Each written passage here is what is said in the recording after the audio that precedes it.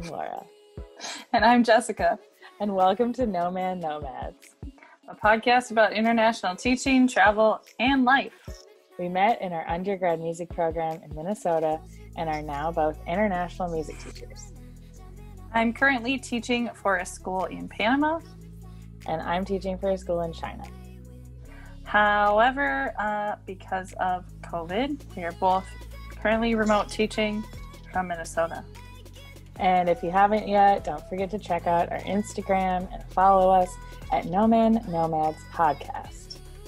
And if you're listening on YouTube, we would appreciate if you would subscribe and turn on notifications so you get alerted when we upload. Last week, we tested our knowledge of trivia, pop music, and we played Are You Smarter Than a Fifth Grader? And this week, we're lucky enough to have another super special guest with us, Beverly, who's here to talk about planning, packing, moving, and adjusting to life abroad. Welcome, Beverly! Yay! So do you want to just give a quick lowdown of your teaching experience and whatnot? Sure. I am about to start my 6th year of teaching, which is crazy to sound like that. But I taught originally in Oregon, and then the last 2 years I went to Almaty where I met Jesica and we worked together. And now I'm going to Italy in a couple days. Hopefully. Yes.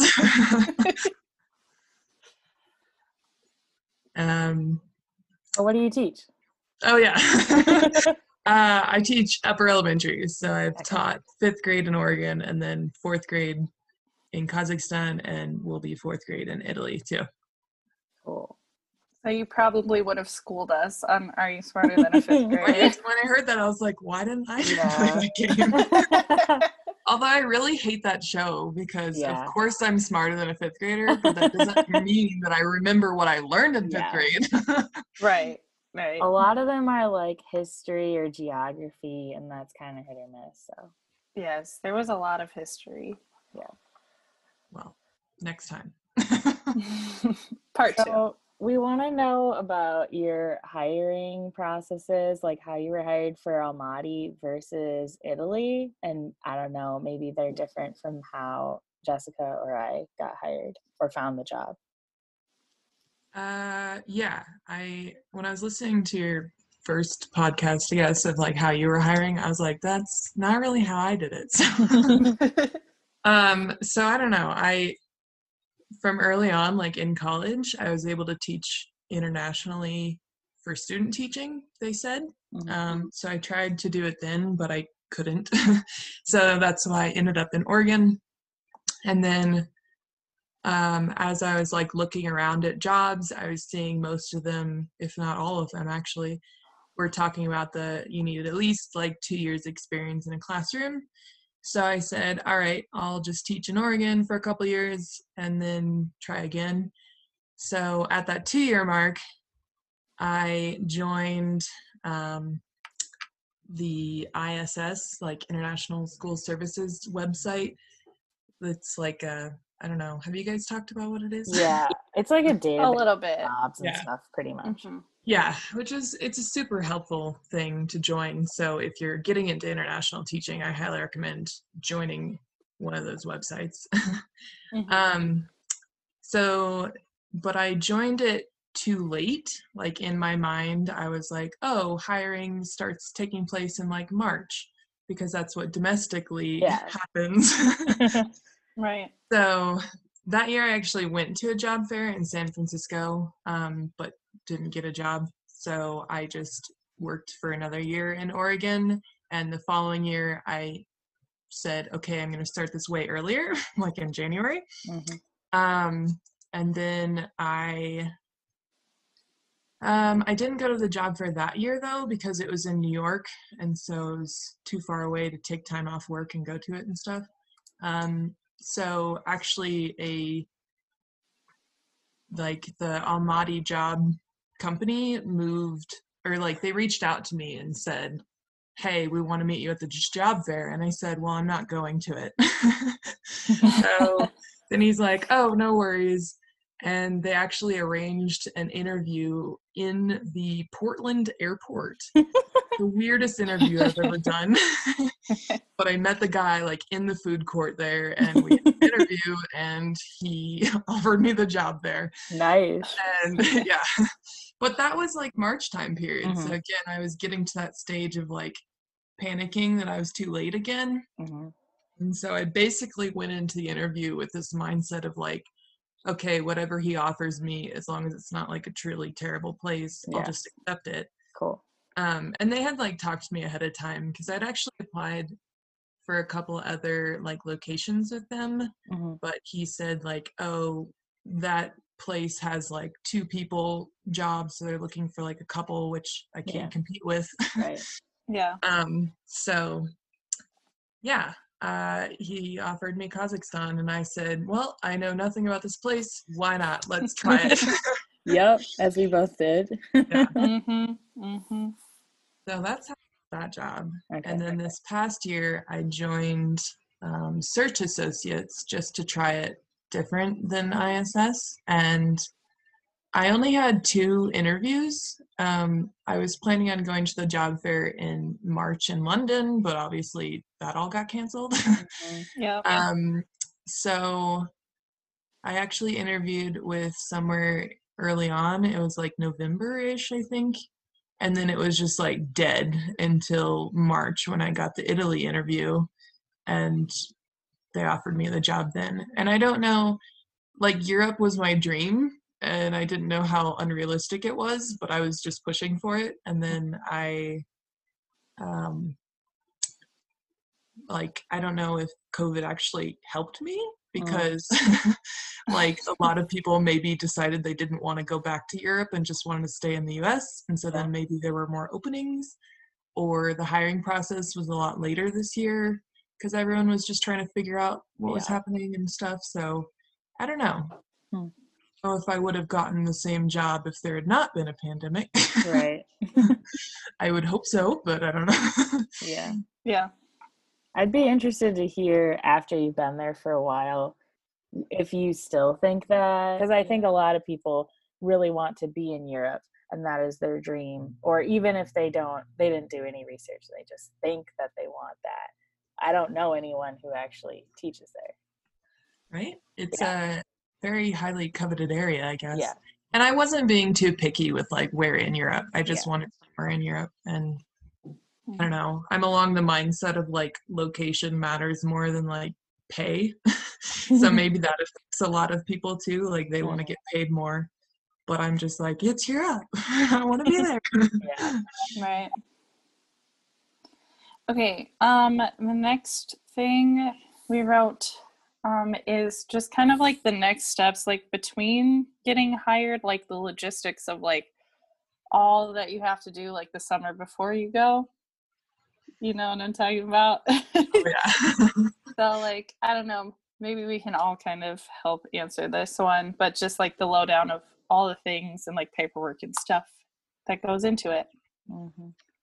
I would say this summer is definitely harder because places are closed. So you can get the government approval of stuff that you need to get done. But in normal circumstances, it's still hard. Yeah. Like, I don't know. I did struggle a lot with the paperwork my first year, like going to Almaty, because I was living in Oregon, but like my college was in Colorado. And so like trying to arrange what paperwork to get like notarized or different documents and things. And then it was just kind of a juggling act and frustrating government services. Like I sent off all my paperwork to get the visa, and they just sent it back and said it was wrong, but they didn't like specify why it was wrong. And they wasted my return envelope money. I'm like, why didn't you just call me? I had like I had to go to the college also to get like official transcripts and get them like signed. And then I also had issues with my visa. Like I paid the fee online, but actually you can't pay the fee online for like the consulate that I had to go through, and they didn't want to give me my money back. So I had to Oh like God. mail them a check. And I mean, I just like with my bank like disputed the cost, and they like ended up reimbursing me. But yeah, there's a lot of like little fine print things in some of this. That's interesting. I didn't Yeah. have things like that, but I think a lot of it was handled locally because in Turkmenistan, the locals know that a lot of stuff, you know, Central Asia, things get done a different way, and it's best done in country by people who are of the culture and understand how and why and what to say and all that. So basically, I just sent in my passport information and like a picture and some money, and I didn't really hear a lot from anyone until like late July. What? Really? I mean, there were like some people like pen paling me and saying like, what are your questions? And like, we talk about packing and stuff, but they didn't go back and forth with me about visa stuff or passport stuff or anything. And then I just showed up at the airport and got my visa in the airport, and that was the end of that aspect. So now going through the China stuff, it's way different. China is hard. Especially now. Yeah. I mean, I know there was like a ton of stuff to do, but I will say with especially going to Almaty, like they were really helpful. Like we had like a checklist of like what you needed. So like it was a lot of work, but I felt like really informed on what I was supposed to do. And the errors I made were my own fault and not reading things carefully, not anything to do with the process. Yeah.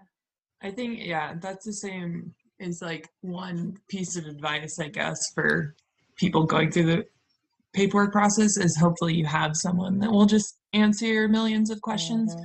Like I feel guilty emailing the visa people at my school and like asking endless questions, but I also don't want to do the paperwork wrong, and I'm so paranoid. Yeah. Or just reading the consulate's website like 5 times over. Like, okay, do I have this piece? Do I have this piece? Like, right.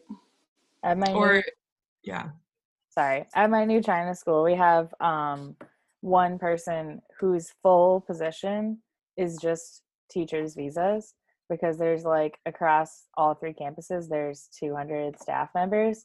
So she's either working on getting the new teachers their visas or updating the current teachers' visas for the following year. That's her whole job for the whole year. So I don't feel bad about emailing her about my visa stuff because that's literally her job. But I do also want to note, like this last year, before Beverly and I went back to Almaty, they changed the rules and we had to like go in person to the consulate. Oh yeah, you told me that.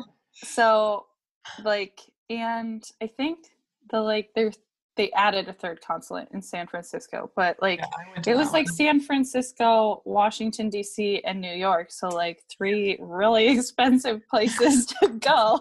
And if you're in the Midwest, you're screwed. You gotta go like a 4-hour flight away, at least. Yeah. So I mean, it really is different everywhere you go, for sure.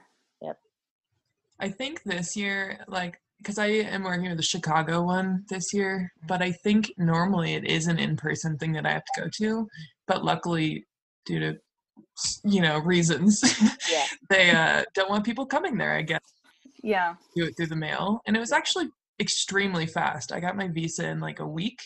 That I'm like, are the people in Chicago either bored or like really efficient? I don't know. But I was the fastest person to get my visa, so. Wow. Yeah, I'm going through Chicago too. So they said they're all working online, even though the buildings are technically closed. So we kind of talked about like documents and like flights and stuff. Like the company that all 3 of us has worked for, like they pay for the flight, they arrange the flight, and like they'll let you know like, does this work for you? But they don't, like, you don't have to really do anything with it. Right? Did you have to do anything for the Italy one? with flights? Kind of. Okay. I mean, not originally. Like, they took care of all the booking and stuff.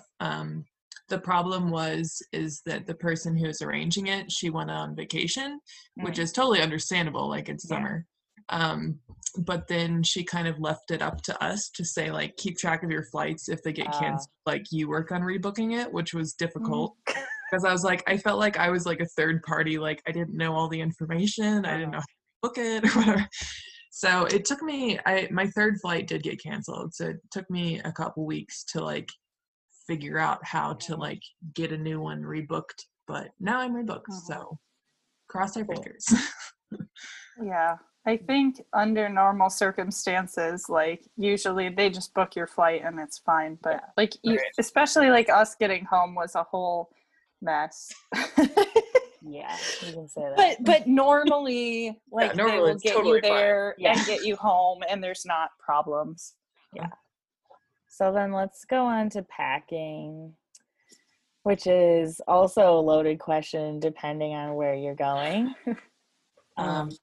Just like, what did you bring the first year? Especially, what was extra that you were like, why the hell did I waste time on this? Versus like things you wish you had. Well, in my first year, I definitely felt like I overpacked, and I continuously feel like I overpack, but at the same time, like, you're moving there, and so you want to take stuff, and it's gonna be a lot more than you would like take on a vacation or something. So, I think I had a total of 4 checked bags when I went there, plus like carry-on and backpack and stuff. I would think, because when I was going there, I had no idea what I was getting into. This is my first like international teaching job. I just came from a classroom where I had like bought everything in it, like normal US teachers do. So I was going into this classroom that I didn't know what I was going to get in that country. So I brought with me a lot of like school supplies and things that I really liked. I tried to keep it small. Like, I'd bring like task cards and stuff that I knew were like small things but could like be impactful. But I didn't really use a whole lot of them, so I probably could have left a lot of that home, because not only was it like a fully equipped school, but also they had a budget to buy, things you needed as opposed to the US. So this year I'm trying to get smarter with, I guess, just how I'm like bringing the stuff over too. Because when I went last time, one of the suggestions we got from our school, which maybe Jessica remembers this, but they suggested like plastic tubs that like Roughnecks or something that you could put your stuff in and then drill holes in it and like zip tie it closed, and then like put zip ties in the lid in case they like open at the airport, and then they'll like zip it closed again for you. And I would not recommend this option. Well, my solution was like, instead of zip ties, I bought like luggage straps to like snap around the tub to keep it closed, which sounded like a much better solution because they could just easily open it and close it. Unfortunately, somewhere along the way, one of my luggage straps. So when I got to Almaty at 2 a.m, being the only person on my plane, my box was open on the conveyor belt. And so I had to like quickly like pick up all my stuff, and like it's really embarrassing. And this very helpful gentleman helped me out, which I will no longer ever do. Because of course when you get outside he wants a tip. Yeah. So I learned that rookie move real fast, but I felt guilty because my director that picked me up had to tip him, and I felt bad. Yeah. Why did they tell you guys to bring the Rubbermaids or whatever? I don't understand that. It was just like a cheaper option, I think they were offering, instead of like buying a bunch of suitcases or something. Okay. Yeah. Huh. So I think they make more industrial type ones too than like just regular Rubbermaids, but then those are more expensive. Yeah, plus the problem with the tubs I brought was there was no wheels on them, so that was fun to drag through the airport. No. So I've gotten smarter this time around. I've ditched the tub ideas and invested in like a rolling duffel bag because I knew some coworkers in my previous school used those. So, and then I'm also shipping a lot of stuff. So I ship stuff from Kazakhstan and then I'll ship stuff from America some more. And it's actually cheaper. The company I'm using is cheaper than like shipping it through the post office or FedEx or anything. And then I don't know, it's super convenient because they'll like pick it up at your house and deliver it to your place. And Oh, nice. yeah, That's cool. But yes, packing is always a huge issue. Like I can pack really well, but it's the weight that always gets to me. Of like, oh, suddenly the suitcase is way too heavy. Yeah, it's almost a curse to be really good at like fitting everything in because then it's always too heavy. Yeah. So I'm pretty sure my first year I had to repack my bags like 4 times to try to get it. And I didn't have like a good luggage scale at that point. So my mom and I like the night before were like trying to use her like bathroom scale to like weigh it and stuff. Yep, I definitely did that. Oh man. Laura, do you have anything to add about packing? Yeah. I like usually underpack because I'm so nervous about like the weight, and like I try to just like be tough and like I don't need personal items. I don't need like I'm just gonna be fine. I'll make it work. And then I get there and I'm like, I wish I had like this thing. So I just need to be like more honest with myself about the things that I actually want. And so I made a short list of 2 things to not bring and things to bring. So I brought a lot. My friend told me to just bring all of your clothes, like all of your work clothes, because that's going to be the bulk. And especially when you're just moving there and you don't have a lot of extra space or weight, just like bring your work clothes because that's mainly what you're going to be doing anyway. So I did that. But 2 problems with that. I brought all of my work clothes, meaning clothes that didn't even really fit. I was just like, well, if I want like an extra pair of pants, it's like, it's another option, but it like doesn't really feel the greatest. And that was like stupid. And then I didn't really bring any casual clothes, and I didn't bring any shorts because I knew we weren't going to be able to teach in shorts. And I knew that it was a more conservative country in Turkmenistan. So I figured, why would I bring shorts? And then everyone's like, why didn't you bring shorts? It's like 100 degrees. And I'm like, I thought we didn't need to. So there was that. And then for food, people always say to bring like food stuff, but they don't really like tell you what. They just tell you like they miss bacon, but you can't bring bacon. So I would just say like bring like different seasonings and spices and things that can be long lasting for more than just one meal. This year I'm bringing back packets of ranch powder mix because that was something in Kazakhstan people Number had. 1. Where did you get this from? Yeah, ranch packets and taco seasoning. Yeah, taco buffalo seasoning packets too. Buffalo packets and onion soup mix. Those are my top 2 this year. Wow. Yeah. No, I was gonna just say with like my packing, I think like I brought a lot like toiletries and things that I didn't need to bring, and I brought like sheets and like stuff that I like super should have just not brought. So I think like moving this time, I'm not bringing things that I know I can buy there. Like maybe I'll bring a travel size of like shampoo and conditioner, but I'm not going to bring like my full size of that and bring like bedding. And I brought a pillow, and like, why? It was just like unnecessary. Now I just stick with mostly like personal items, you know, like to make it feel like homey, and like my clothes really are the important things. Yeah, but they do tell you like if you truly can't live without something, you should take it. So yeah, like I brought a pillow too, but that was my second year when I was moving into an apartment that had nothing from my first year. I had a fully furnished apartment. So I brought back things that like dishes and things that, yeah, of course I probably could have bought them in Kazakhstan, but I was like, they're, you know, from Walmart. They're super cheap. I'll just put them in my bag. Right. Yeah, it's so hard to know until you actually get there.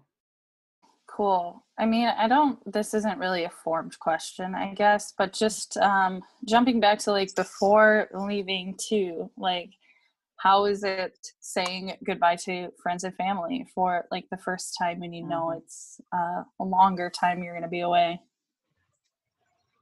I don't know. um, I like my family is really supportive of me and they know that I want to travel. I think it helped a lot that I lived in Oregon for like 4 years before because I had already only seen my family like once a year at Christmas when I flew back. So for me, it wasn't much of a change. My mom, of course, is really sad, but at the same time, I'm like, you didn't see me in Oregon anyway. And she's like, yeah, but now you're on the other side of the world. I'm like, so?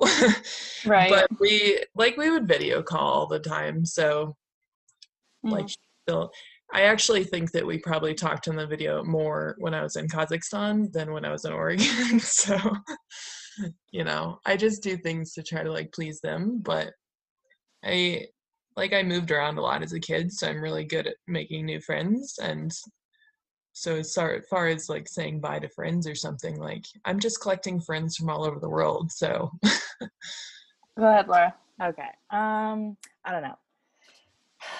I think it's the worst part of living abroad for me is saying goodbye to people, like regardless of the logistics, like if you're only one plane flight away or even if you're in the same time zone or like whatever, it's just the worst part because I like spending time with the people that I care about. And it's obviously scary, especially when you've never gone abroad or you've never lived abroad or it's a new post. It's always going to be kind of scary and then you don't know anyone, so that just makes it worse. But yeah, I agree with you, like everyone has been supportive and I think it was probably harder on everyone else than it was for me because I had all these new exciting things to do and learn and they were still in their same routine or whatever. But yeah, it's still hard. Yeah, I think of course, I don't like saying bye to like my friends and family, but like Beverly said, I talked to my parents, I think like more when I was living abroad than when I was away at college. Like I'll video call them way more often living overseas. And what was I gonna say? Oh, my dad, when I was like first leaving, said something to me like, don't think about like all the things that you're like missing out on and leaving behind. Like think about all the things that you get to do now. So, and I think especially like that first year, like it's all like exciting. So like, I don't want to say I didn't like miss my friends for like the first bit of time, but I was so preoccupied and busy with everything else I was doing and excited to do all of these new things that, it became less in the forefront of my mind once I got there. Sorry, there was a really loud car thing going by. Okay, I was like, what you doing? I was like, okay. So let's talk about the first days of you like moving there and wherever. Like what happened? How did you feel? What did you do? Did you just hide in your apartment? Because I did. What? well, I'll be hiding in my apartment this time around. Well, for weeks. different reasons, yeah. Yeah, not out of choice. Yeah. Yeah, so I got there, and again, the first year I was the only one on my flight arriving at that time. My second year there was like 12 of us or something. There was a ton of us, which was a lot more helpful. But my first year, I got there and like went through customs, got all my bags, had a very, the helpful guy that was not really helpful. But I had been told by the school that like someone will pick you up at the airport. And so when I went out there and there was this Russian guy standing with this little sign, I was like, okay, there's my person. And he didn't speak any English. So I started going with him. And then my director appeared and he was like, oh, like you arrived faster than I thought you would or something. So I was like, okay, good. I have an English speaking person now. So he was super helpful. It was, again, like 2 in the morning or something, and my apartment was downtown that year, so we drove to it, and it was kind of interesting because along the way, he like knew that it was my first time living abroad, so he was kind of like playing mini tour guide along the way, talking about like, oh, those street signs, that's Russian and that's Kazakh, and like all the different things. Nice. So I finally, I don't know, I think I got to sleep like a couple hours before I was supposed to wake up, because the first few days they had like an optional teacher thing where they like took us around the city to show us different like places we'd need to know about, grocery stores and things like that. Unfortunately, mine was like the morning after I arrived. So again, I think I only got like 2 hours of sleep and then got up, and my like phone didn't work there, or like I didn't know how to communicate with anybody because I like had a phone plan from the US, which I think is worth it, but some people don't think it's worth it. So I didn't have a local SIM card, but I also didn't know anyone to like contact anyway. But luckily, one of the office staff ladies at our school like lived near me, and so we met up, and she was able to take us over to the school where everyone was meeting. So that was good. And then, yeah, so the first couple days were that optional thing that, of course, like I wanted to do. And then, like the week after or something was like the more official training at the school.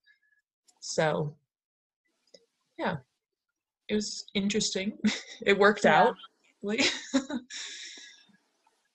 Oh, and then also that office lady was able to like help me, and then there were a couple other people that lived in the apartment complex, but she was able to give us more localized help than what they were giving in this optional tour, because I lived in a different area of the city, so she was able to like show us different grocery stores that would make more sense for us. So it's nice having her there too.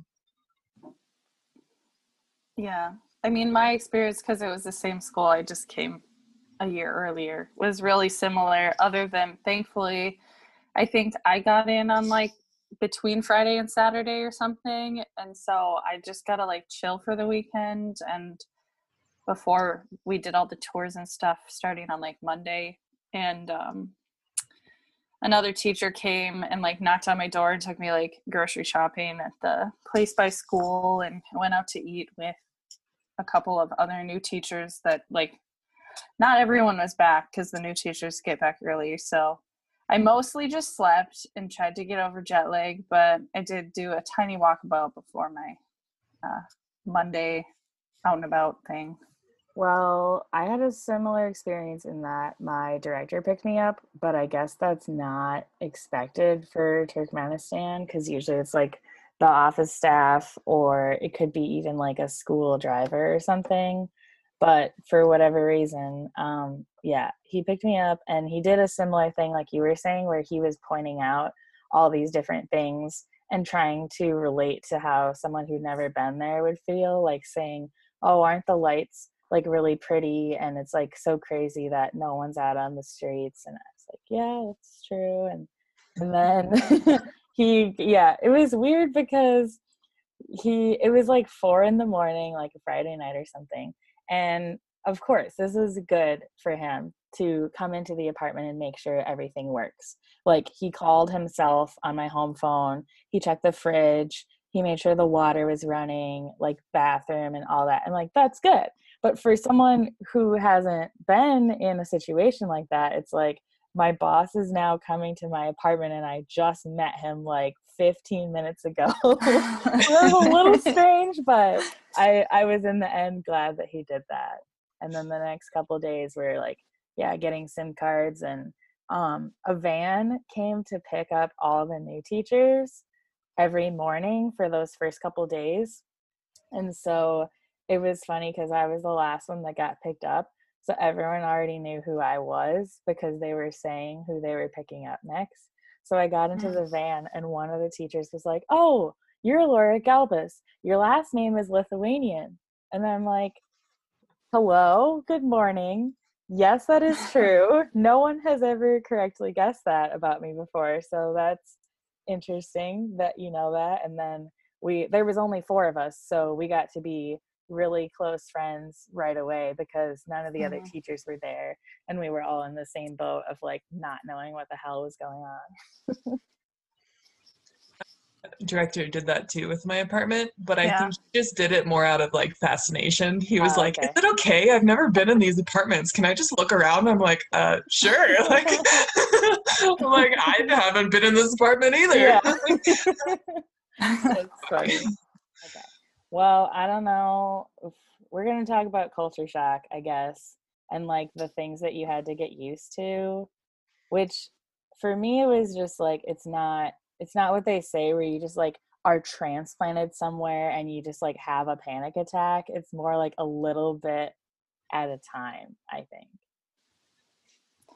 Yeah. Yeah, well, I guess similarly, like I always thought like when people say culture shock, it's like, yeah, you're gonna just like land and be instantly like overwhelmed. Yeah. And like, no, I mean, there's definitely like things that are different and that I like noticed, but I wouldn't really say I was like hit with a wave of Yeah. culture shock being in like Almaty. It's just definitely just like getting used to. I think the biggest thing for me was like how to get around, but I think part of that is just because I went from having a car to not having a car, and Yeah. so having to rely on like public transport and stuff was one of the biggest things for me. Yeah. I think mine also, along with like culture difference, was also like big city. Because I grew up in small towns, and the biggest city I'd lived in America was like 10,000 people. So now I was like in a major city. And so, yeah, public transportation or just, walking around without a car and stuff too. Yeah, was a different sort of shock to me of, okay, now I'm living in this giant place. And but yeah, I mean, I really like culture. I like traveling and experiencing different cultures. There were definitely things that I was like annoyed me. Like they don't in Kazakhstan, if you're walking down the street, they will just walk straight and it's your responsibility to go around them. Yep. But over the 2 years I became more Kazakh and I was like, no, I'm not moving, you move.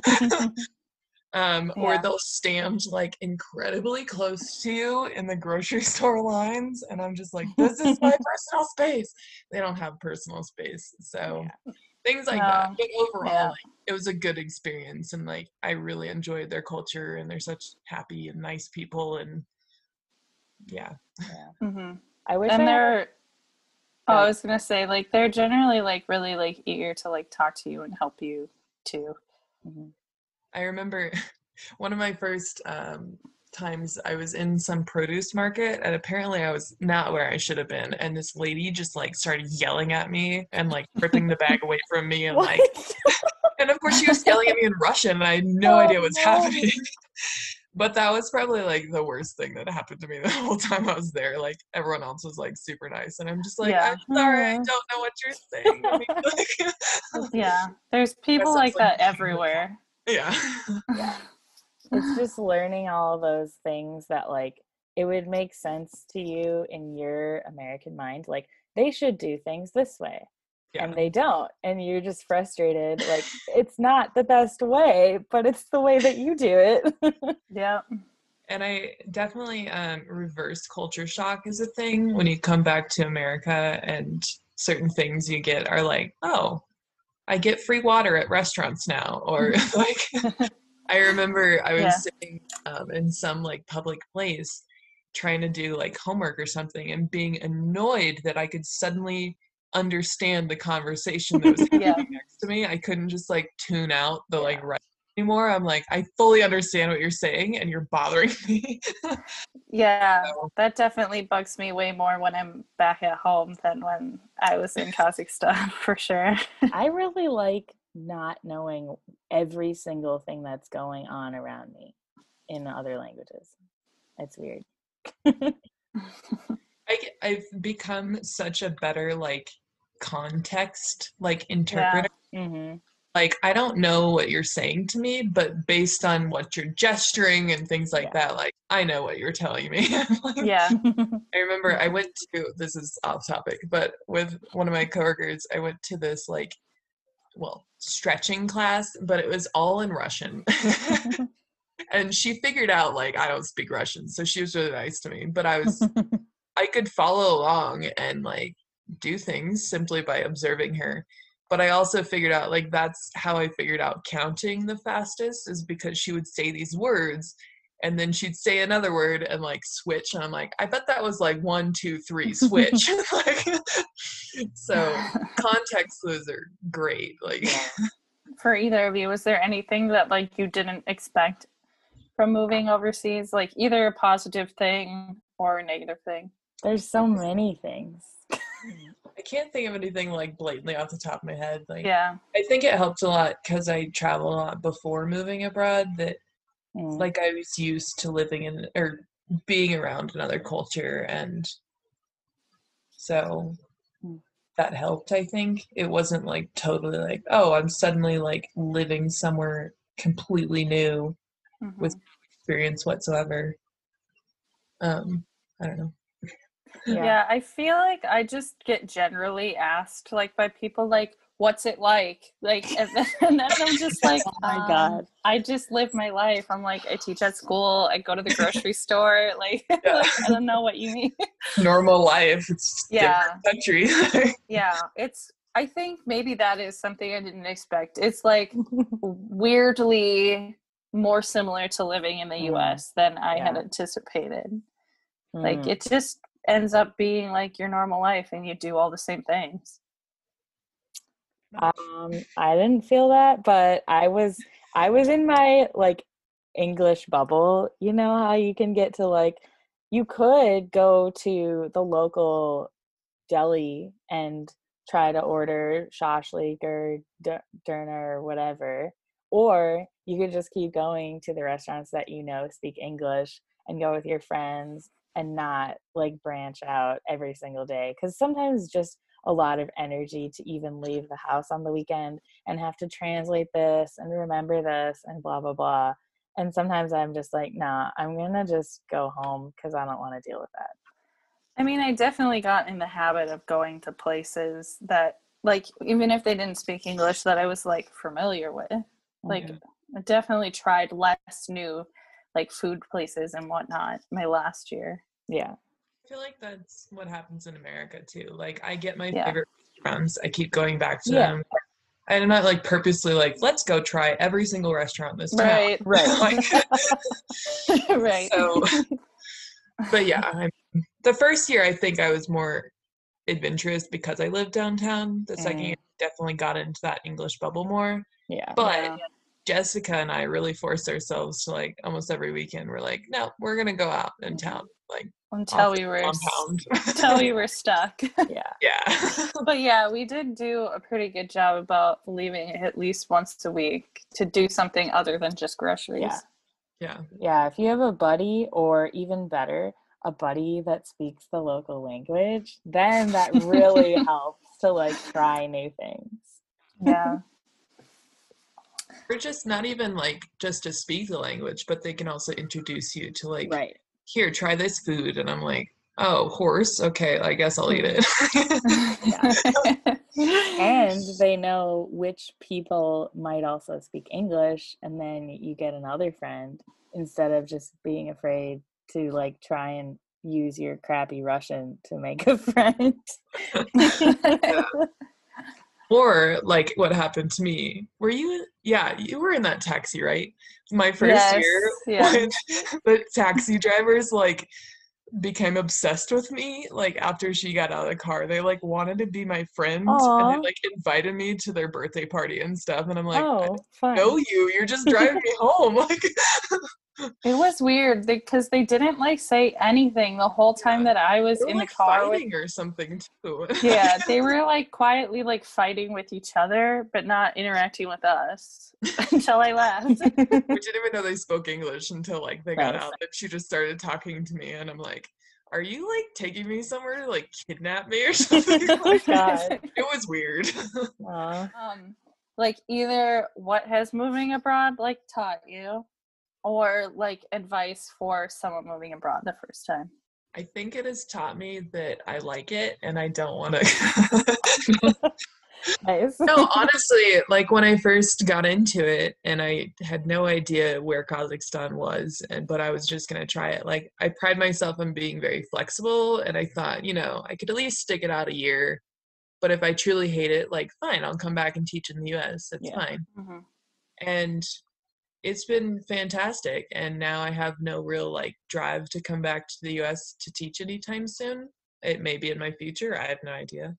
But I think it like helped meeting like the coworkers I did, because I thought international teaching was just something like, oh, young people do this for a few years and then go back home. But I met like coworkers there where they were like, they've been career like international teachers. They've been teaching it for like 20 plus years. And I'm like, this is a thing that people do, and I like that. So why not continue it as long as I feel like it? I don't know if that's really like a what have I learned thing, but I do really enjoy it. And so I plan to keep doing it. And I forgot your other question. Oh, advice? Advice, if you have advice. Do it. Like I meet a lot of people back in the US, kind of like older, and they're constantly like telling me like, oh, I wish I had done that like when I was your age and stuff. And like they're like regretting that they didn't do anything international, even if it wasn't teaching. They wanted to travel more. And so like I feel like if you're at least slightly interested, it's not as intimidating as maybe you think it is, and you should just join one of those search profile websites and see what will happen, because maybe you'll get a job out of it. And if not, try again the next year. So I don't know, that's my advice. Don't regret your life when you're 40 plus. That's not bad advice. Yeah. Well, I mean, I think just in general in life, like you don't really usually regret things that you do. Usually you regret more what you didn't do. Yeah. What you wish you did. Cheesy, but what? So cheesy, but so true. It is cheesy, but it is accurate. I was gonna just say too, for like me, like the biggest thing just teaching abroad or living abroad, I guess, is kind of what I talked about before. It's just you realize like how small the world ends up being and how similar people are everywhere. Like the more you travel, the smaller the world feels, in like a good way. And do you want to add your advice too? My Do you have one? advice, if you're moving abroad the first time, I mean, I guess, yeah, just like Beverly said, and Leah said this the other week too, but just try it. And then the good old Sherry advice: 1 day, 1 week, 1 month, 1 year. Yep. Because you can always go home. You don't even need to finish the whole year. Yeah. But if you're interested in it, like seriously interested, just try it. Okay. So the biggest thing that I learned was just about people, also about myself, but like seeing what kind of friendships I can make abroad really quickly and pretty easily, and they're like good friendships, and which people choose to like stick around or keep in touch with you, whether it's abroad or in the US. You just kind of learn a lot really quickly about which people value your time, which people are willing to drive to see you if you don't have a car, or meet you somewhere to go on a trip. Like all these different things. And most people don't get those kind of opportunities until they're hit with some kind of like trauma or something negative, that they learn who their friends are. But it's kind of cool that we got to choose to do this and have better relationships because of it. Yeah, for sure. I definitely agree. Like I probably, like, at least as far as my friends that are still in the US, I have like less friends but stronger friendships than I did in college, for sure, because like you said, the people that want to make the time to see you do. Yeah.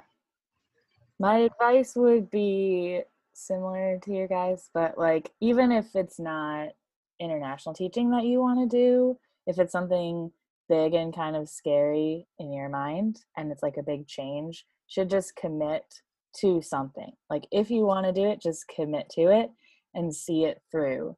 Because there were a lot of times like after I signed my contract for Turkmenistan that things got kind of scary or complicated or just like a little bit hard. And I was like, never mind, maybe I won't do this. How can I get out of it? And I'm like, no, just make the commitment and decide to do it and see it through and like whatever. If you hate it, you could always, like Jessica, you were telling me, if you really, really hate it, you can come back at Christmas and like it's not that and not go back. Yeah. So yeah, just commit to something. Commit to some length of time that you're going to try the thing and see how it goes. Can I jump back? Not to like talk more, but but like I also, as you were talking about like the friendship thing too, I like realized things like about myself after moving abroad. Like I think I've talked about this maybe in one episode, but I like definitely end up being more introverted when I'm like in certain situations like abroad versus when I'm like in the US. Like I had never ever thought of myself as like an introverted person. So it's like interesting to see like the different facets of my own personality that come out like when I'm traveling or living overseas. Yeah. I think it's cultural because in Minnesota, you grew up here, you know what to expect from people. You know, if you say a certain thing, it will get this reaction. And you don't know that when you're in other places. So you just probably generally choose to not do things. Well, yeah. Or it's just figuring out the situation more before being like more outgoing. Right. Yeah. Cool. Anything else, people? I don't know. I don't have any more questions. Well, that's all the time we have for today then. Thank you, Beverly, for joining us. Yep. If you have more questions for Beverly or just want to learn more about her, you can find her on Instagram at BeverlyM331. You're plugging my Instagram. Yeah, you're welcome for the followers. I'm so famous now. You won't really see much. I rarely post on there, but I do post travel pics. So. Okay. Yeah. No, she has some really nice pictures on her Instagram. Additionally, if you have questions or suggestions for me and Laura, the best place to let us know is either in YouTube comments or on our Instagram page at Nomads Podcast. Yeah, so on there we've started to do a little bit more. We're posting bonus clips, pictures, reminders about upcoming episodes, possibly some outtakes from other episodes as well. Yeah, and speaking of that, next week we're answering some questions from you listeners, from some future music teachers. So check that out if you're interested. Yes. Oh, and Beverly, where in the world are you right now? I'm in Colorado. Amazing. Thanks for listening from wherever in the world you are. We'll catch you next time. Bye. Bye.